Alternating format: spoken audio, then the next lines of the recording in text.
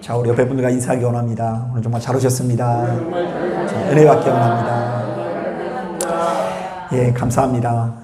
오늘 날씨가 참 궂은 날씨인데도 불구하고 이 자리에 나오신 여러분들이 참 귀하고 복됩니다. 특히 이제 저희 교회가 지하에 있어서 그런지 이 하루 종일 에어컨을 껴놓고 이렇게 기도하려고 치면은요, 여기가 막 수증기가 찬 것처럼 이렇게 되게 무덥고 그런데요, 우리 하나님을 사랑하는 마음을 가지고 이 자리에 나오신 줄로 믿습니다. 한 집사님 부부가 이 서로 간에 이 신앙의 가치관이 달라서 너무나 큰 갈등을 빚고 있었습니다. 자, 일단 아내 집사님 입장에서는요, 너무 허랑방탕한 남편 때문에 늘상 마음고생이었는데요.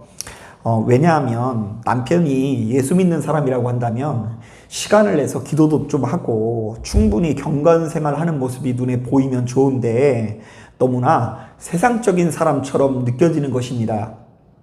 자, 특히 평생 동안 술판을 벌이고 놀자판을 벌이다가 자신의 일터에서도 성실한 모습을 보이지 못한 모습을 보면 마음속에서 불덩어리가 올라오는 것 같았다라고 이야기합니다. 자, 이에 반해서 이 남편 집사님도 꽉 막힌 아내 때문에 고민이었는데요. 자, 왜냐하면 자신도 교회를 나가지만 아무리 봐도 아내는 너무나 율법적인 것처럼 느껴졌기 때문입니다. 자, 특히 자신은 음악을 좋아해가지고 가만히 앉아가지고 이런저런 음악들을 여러 개를 막 듣게 되는데요.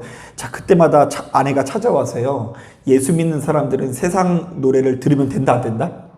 네, 안 된다라는 거예요. 그리고 이렇게 라디오 들을 시간이 있으면, 세상 노래 들을 시간이 있으면 찬양이라도 한 곡 더 해보라고 이렇게 이야기하면서 잔소리를 하니까 남편은 자신의 취미 생활도 마음대로 못하게 하는 아내한테 불만이 커져만 갔습니다. 자, 그래서 이 부부는요, 항상 대화의 주제가 의외로 자유에 관한 것이었습니다. 자, 먼저 남편은 아내한테 늘상 이렇게 얘기합니다. 여보, 왜 이렇게 믿음이 없어? 예수 그리스도의 이름으로 말미암아 이미 우리가 구원을 받았다, 안 받았다? 예, 받았다. 그러니 너무 매여 있지 말고 자유롭게 좀 살아. 이렇게 충고를 하고요. 자, 반대로 아내는요, 자신의 남편에게 이야기합니다. 그래, 우리가 자유하긴 자유해야지. 그런데 무엇 안에서 자유해야 된다고요? 진리 안에서 자유해야 되는 거야. 그러니까 당신이 누리는 자유는 진짜 자유가 아니야. 이렇게 이야기하면서 자유에 관한 이야기를 하다가 이 두 부부가 늘상 얼굴을 붉힐 때가 많았다고 합니다. 자, 그런데 우리가 냉정하게 생각해보면 바로 이 집사님 부부뿐만이 아니라 많은 분들이 이와 비슷한 고민을 하실 수가 있는데요.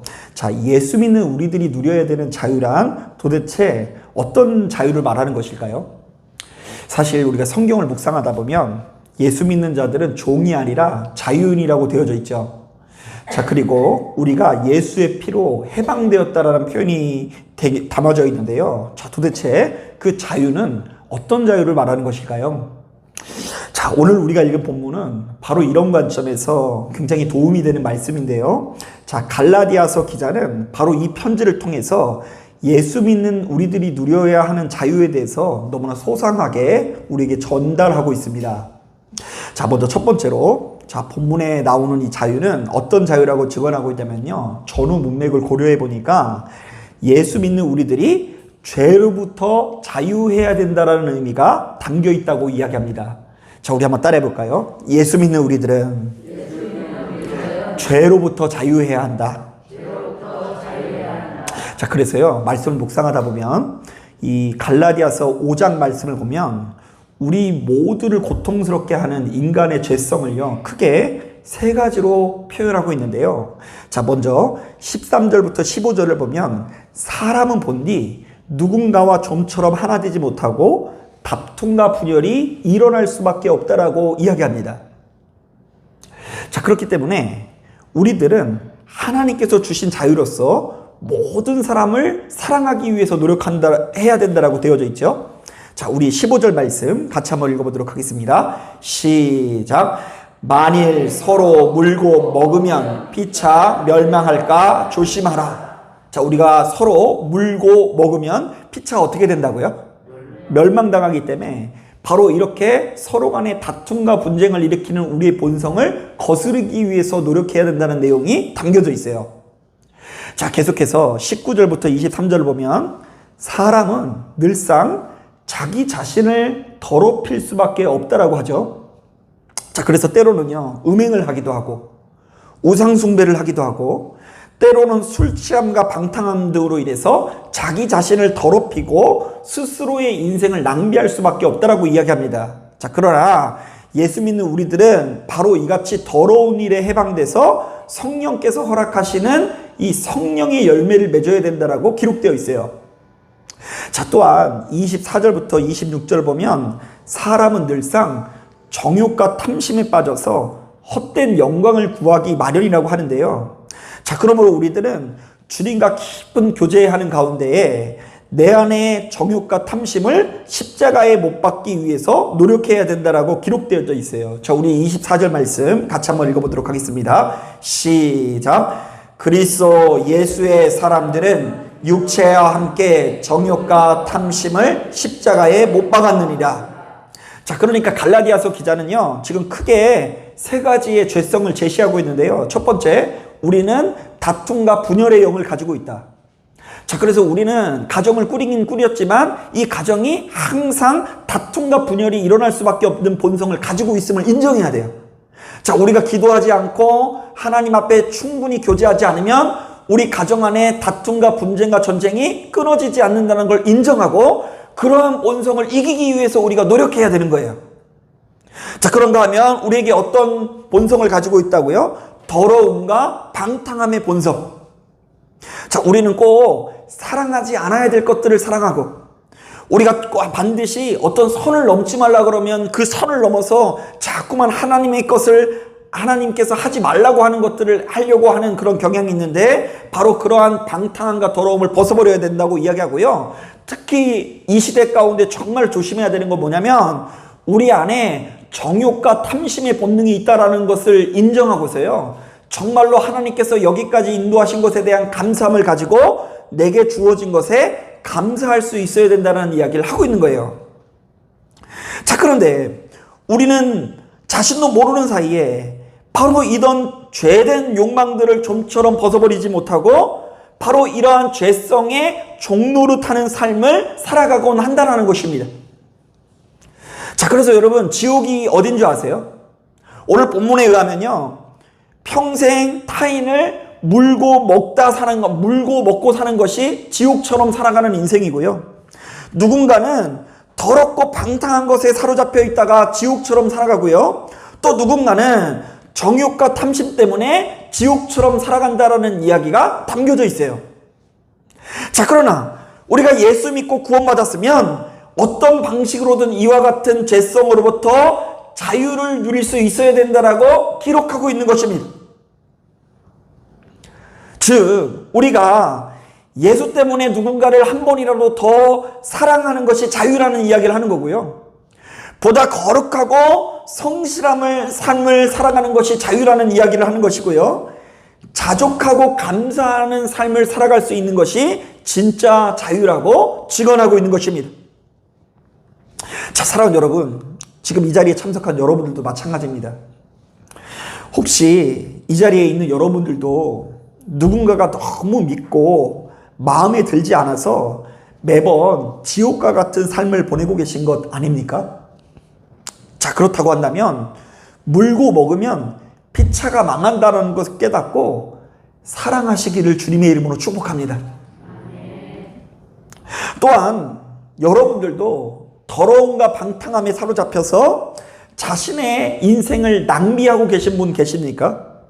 자, 그렇다고 한다면 그것이 음행이든 우상숭배든 투기야 술취함이든 모조리 벗어버리고 성령 충만하시기를 주님의 이름으로 축복합니다. 자, 바로 이것이야말로 예수 믿는 우리들이 누려야 하는 진리 안에서의 자유인 거예요. 자, 그런가 하면 이 두 번째로 이 본문에 나오는 이 자유는 율법의 종노릇에서의 자유라고 해석해 볼 수 있습니다. 한번 따라해 볼까요? 율법의 종노릇에서 자유해야 한다. 사실 유대인들에게 이 율법은요, 가장 중요한 가치이자 전부라고 할 수 있는데요. 자, 특히 그들 사회는요, 철저히 율법이라는 토대 위에 세워졌다고 해도 과언이 아닙니다. 자, 제가 이것을 설명하기 위해서 당시 유대인들이 어떤 교육을 받았는지를 간단하게 소개하려고 하는데요. 자, 먼저 당시 유대인들은요, 6살에서 12살이 되면은요, 베세페르라고 해서요, 일정한 그 교육기관에 가서 교육을 받게 되어 있습니다. 자, 그러니까 6살부터 12살까지 그들이 가게 되는 이 학교가 일종의 초등학교에 해당돼요. 자, 그래서 이 소년들은요, 뭘 하냐면요, 우리 아이들은 뭐 수학 배우고 국어 배우고 뭐 이런 거 하지 않습니까? 자, 그런데 이 유대인 학생들이 제일 먼저 배우는 것이 모세오경을 외우는 것입니다. 자, 그러니까 오해하지 마세요. 모세오경을 읽는 게 아니라 모세오경을 어떻게 한다고요? 네, 외우는 교육을 받아요. 자, 그리고 여자들은요, 신명기 일부를 외우고요, 시편을 외우고요, 잠언을 외우고요, 레위기의 일부를 외우는데요. 이 여자들이 이런 교육을 받는 이유가 뭔지 아세요? 남편이 없을 때에 예배를 인도하기 위해서 그 가정 예배에 사용할 수 있는 이 본문들을 이렇게 자신들이 인도할 수 있도록 여자들이 교육을 받는 거예요. 자, 그러니까 이 초등학교라는 곳이 어떤 곳이에요? 모세오경 외우는 곳, 그리고 또 여자들은 남편 없을 때 가정 예배 인도하는 법을 배우는 곳이 일종의 그들의 초등학교예요. 자, 그런가 하면 이제 이 아이들이 커서 12살에서 15살 정도가 되면요, 벳 미드라시라고 해서요, 우리나라로 따지면 중학교에 해당되는 교육을 받는데요. 자, 여자들은 이 학교에 다닐 수 있어요, 없어요? 없어요. 왜냐하면 대부분이 시집가기 때문에 가정에 이렇게 충실하고 있고요. 남자들만 교육을 받는데요. 이 학교의 입학 조건이 딱 한 가지예요. 모세오경을 거의 다 외울 수 있는 사람들에게만 이 학교에 다닐 수 있는 혜택이 주어져요. 자, 그래서 모세오경 외에 나머지 성경을 외우는 기간이 벳 미드라시입니다. 자, 그리고 나서 그 중에서도 우수한 청년들을 이렇게 뽑아가지고요, 벳 탈무드라고 해가지고요, 그 우수한 청년들을 대상으로 일종의 박사과정을 밟게 하는데요. 자, 위대한 랍비의 곁에서 랍비의 밥을 해주기도 하고 옷도 빨아주고 심부름하면서요, 이 선생님과 동고동락하는 시간을 갖게 됩니다. 자, 그런데 대다수가요, 30세 전에는 이 교육을 마칠 수가 없어요. 자, 오늘날에는요, 여러분, 사람들이요, 한 80세는 우습게 살죠. 예, 뭐 다들 빨리 돌아가시나 봐요. 그런데 이제 보통 우리 이렇게 보면은 80세는 우습게 살지 않습니까? 100세 시대라고 하지 않습니까? 자, 그런데 당시 평균 수명이 50살밖에 안 됐는데, 그 평균 수명이 50살밖에 안 되는 세대에서 30살까지 맨날 앉아가지고 뭐만 외우는 사람들이에요? 성경을 외우는 사람들입니다. 자, 그런데 이들 중 말씀을 권위 있게 전할 수 있는 자들을 추려서 랍비라는 호칭을 주는 것입니다. 자, 그러니까요, 그들이요, 이 태어나면서부터 교육을 받기 시작하는데 30세까지 정말로 빡빡하고 집요하게 일생 동안 무엇을 연구하는 거예요? 율법을 연구하는 사람들이 당시 시대의 지도자, 곧 랍비였습니다. 자, 그러니까 사람이 어떻게 이렇게 공부할 수 있나 싶을 정도로 집요한 신념을 가지고 공부하는 사회가, 성경을 공부하는 사회가 유대 사회인 겁니다. 자, 그런데 바울은 일생 동안 바로 이 랍비 교육을 받았던 것 같아요. 가말리엘이라는 유명한 선생님 밑에 들어가서 수십 년간 율법을 정통하게 배운 엘리트 중에 엘리트였습니다. 자, 그러니 얼마나 자부심이 있겠습니까? 자, 바울의 인생은 적어도 30살 때까지는 하나님의 말씀을 공부한 인생이요. 자, 율법을 배우고 외워나가는 것이 그의 인생의 전부였습니다.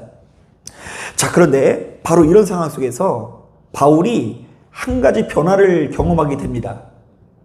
자, 어느 날 갑자기 그 대단한 율법이 별로 대단하지 않게 느껴지는 현상을 경험했어요. 더 정확히 말하면 율법보다 훨씬 더 위대한 무엇인가를 발견하게 되는데요. 자, 그것이 바로 무엇입니까? 바로 우리 주님의 도입니다. 사실 그동안 자신은 율법을 그 누구보다 열심히 공부를 하긴 했으나 그 율법에 담긴 사랑을 좀처럼 이루어내지 못했거든요. 자, 도리어 그 율법을 가지고 남을 판단하고 정죄할 뿐더러 죄 없는 누군가를 죽이기도 하였습니다. 자, 그렇다 보니 율법 안에 있을 때에는 자신의 내면 가운데 있는 죄를 자기가 이기는 것 같았는데 별로 이기지 못한 것처럼 느껴지는 거예요. 도리어 자신이 율법을 안다라는 것 때문에 교만해져서 주변의 많은 사람들을 더욱 정죄하고 판단하고 자기가 기도하는 사람이라는 어떤 자부심을 가지고 지금 자신이 얼마나 악한 사람인지를 좀처럼 깨닫지 못했다라는 것을 바울이 발견하게 됐어요. 자, 그러나 우리 주님께서 보여주신 이 십자가의 도를 조금씩 깨닫게 되면서 바울 자신이 이전에 경험하고 있었던 어떤 율법의 한계를 넘어서는 것을 나타나게 된 거예요. 자, 그래서 성도들은 십자가의 도를 따르는 가운데 그 이전에 누리지 못하는 이 평화와 안식을 누리게 되었다는 것을 확신하게 된 것입니다. 그래서 실제로 사도행전을 보니까 주의 도를 따르는 성도들이 자신의 죄성을 이기고 비로소 천국을 누리게 되는 이야기들이 곳곳이 나오게 되는데요. 자, 성도들이 자신의 소유를 팔아서 함께 마음을 나눠서 기도하기도 하고요. 자, 유대인과 이방인들의 구분이 사라지면서 그들의 모임이 천국과 같아지는 현상을 경험하기도 하였습니다. 자, 그렇다 보니 바울은 이전에 그가 붙들고 있었던 율법이 겨우 초등교사처럼 느껴진 것입니다. 자, 그래서 바로 이런 확신을 가지고 주위에 있는 형제 자매에게 소리치게 되었습니다. 자, 그리스도께서 우리를 자유롭게 하시려고 자유를 주셨으니 그러므로 굳건하게 서서 다시는 종의 멍에를 매지 말라. 율법은 우리를 그리스도께로 인도하는 초등교사이지만 믿음이 온 이후에는 우리가 더 이상 초등교사 아래에 있지 않다. 사랑하는 여러분, 우리도 예수 믿으면서 이와 비슷한 역사가 나타나야 될 줄로 믿습니다. 예수 안에서 자유한 우리들은 진리 안에서 무엇이 내게 중요한 일이고 무엇이 내게 쓸데없는 것인지를 분별할 수 있어야 됩니다. 자, 경건의 모양보다 경건의 능력이 중요하다는 것을 깨달아야 됩니다. 순종이 제사보다 중요하다는 것을 깨달아야 하고요. 천사의 말을 하는 것보다 사랑 있는 것이 중요하다는 것을 깨달아야 한다는 것입니다. 자, 갈라디아서는요, 바로 이것을 이렇게 표현하고 있습니다. 자, 우리 다 같이 6장 14절부터 15절 말씀 같이 한번 읽어보도록 하겠습니다. 6장 14절 15절 시작. 그러나 내게는 우리 주 예수 그리스도의 십자가 외에 결코 자랑할 것이 없으니 그리스도로 말미암아 세상이 나를 대하여 십자가에 못 박히고 내가 또한 세상에 대하여 그러하니라. 할례나 무할례가 아무것도 아니로되 오직 새로 지으심을 받는 것만이 중요하니라. 자, 그러니까 이제 바울이요, 주를 영접하고 난 이후에 주변의 많은 사람들에게 십자가 외에는요 별로 자랑할 만한 것이 있다 없다? 없다. 자신이 가지고 있던 학벌이든 자신이 가지고 있었던 어떤 사회적인 지위이든 자신이 가지고 있는 혈통이든 그 모든 것들이 중요하지 않다. 그게 뭐가 중요하냐? 더 중요한 것을 발견하게 되었는데 오로지 성령 안에서 새로 지음을 받는 것이 중요하다는 것을 깨닫게 되었다고 이야기합니다. 자, 그러면서 할례를 받았는지 안 받았는지가 중요한 것이 아니라 내가 지금 무엇의 지배를 받고 있느냐가 중요하다는 이야기를 하는 거예요. 자, 저도 역시 우리 하나님과의 관계 가운데서 바로 이것이 더욱 분명해지는 것 같습니다. 자, 하나님 앞에 나와서 기도할 때마다 이 예배당에 나와서 기도할 때마다 어떤 생각이 드냐면 가면 갈수록 내 자신이 하나님 앞에 엄청난 죄인이라는 생각 때문에 그게 큰 큰 슬픔이기도 하지만 기쁨이기도 해요. 자, 일단 말씀을 준비하면서 생각나는 건 뭐냐면요. 자, 이번 주 주일날 우리 봉희 원사님이 이렇게 대표 기도를 하시는데 왠지 제가 울컥한 마음이 들더라고요. 왜냐하면요, 우리 봉희 원사님 기도하시는 걸 들어보면 아니 그냥 예진교회 목사님이 세상 최고의 목사님인 것처럼 막 기도를 해주시지 않았습니까? 자, 무슨 기도했는지 기억도 안 나시죠? 그냥 앉아있는데 그냥 뭐 좋은 목사님을 보내주셔서 감사합니다라고 이야기하는데 그 얘기를 듣는데 진짜 쥐구멍이라고도 있으면요 들어가고 싶고, 그리고 하나님 앞에 너무 죄송하고 감사한 마음이 들어가지고 막 눈물이 쏟아질 것 같기도 했어요. 자, 그런가 하면 우리 방 권사님은 잘 모르실지 모르겠는데 제가 하루는 이제 금요일쯤 됐는데 예배 인도하기가 너무 싫은 거예요. 이런 얘기는 좀 안 해야 되는데 예배 인도를 놓고 뭐고 그냥 어디나 한번 그냥 훌쩍 나가가지고 바람이나 쐬고 올까 이런 생각도 들고요. 그날따라 그냥 뭔가 예배 이렇게 준비하는 것도 잘 이렇게 안 잡히기도 하고, 그리고 어차피 이렇게 말씀 전해봤자 아무도 듣는 사람도 없는 것 같고 이런 생각이 들어가지고 예배를 드리기 전부터 마음이 이렇게 막 혼란한 상황 가운데 있었는데, 우리 방문사님이 이제 남몰래 오셔가지고 이렇게 기도를 열심히 하시더라고요.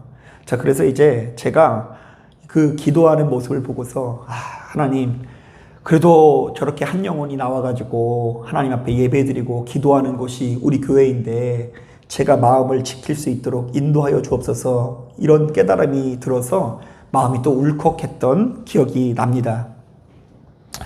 그래서 정말 부족한 사람이지만 매 순간마다 한결같은 마음은 아니지만 성령께서 주관하시는 가운데에 빚짓자의 마음을 가지고 십자가를 우러러보고 있어요. 여러분이 안 오실 때는 여러분들이 앉아 계신 자리에 가서 기도하기도 하고요. 새벽에는 이 앞자리에서 기도하기도 하고, 좌우지간 제 사무실에서도 기도하고, 기도하는 가운데 수시로 요동치는 가운데에 나의 마음을 붙들고 내가 십자가 안에서 새로운 삶을 살아가기 위해서 노력하고 있는데, 자, 바로 이것이 율법을 넘어서는 우리 주님의 도, 성령께서 주관하시는 은혜의 도라는 것을 다시금 깨닫게 됩니다. 여러분들의 일상 가운데 내가 내 스스로를 볼 때 일상에 지친 나머지 충분히 기도하지 못하는 것처럼 느껴지는 순간이 있습니다. 그리고 뭔가 여러분 오늘도요, 날씨가 뭔가 묵직하고 뭔가 몸이 축축해지니까요, 뭔가 기도하려고 하는데도 불구하고 이런 날에는요, 기도가 잘 안 되는 것처럼 느껴질 때가 있어요. 자, 그런데 나의 겉모습은 이렇게 부족하나 성령께서 지금도 나와 동행하시며 나의 기도를 도우시고 계시다는 것을 믿으시길 바랍니다.